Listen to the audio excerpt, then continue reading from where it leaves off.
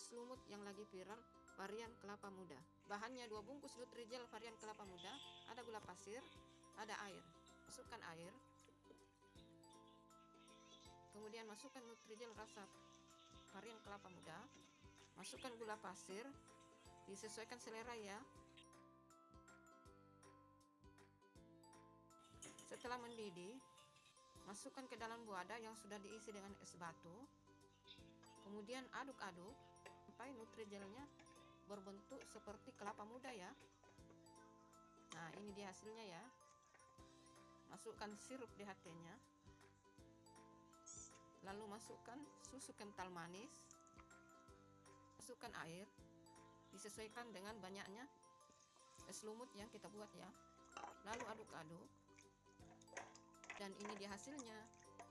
Es yang lagi viral, es lumut varian kelapa muda.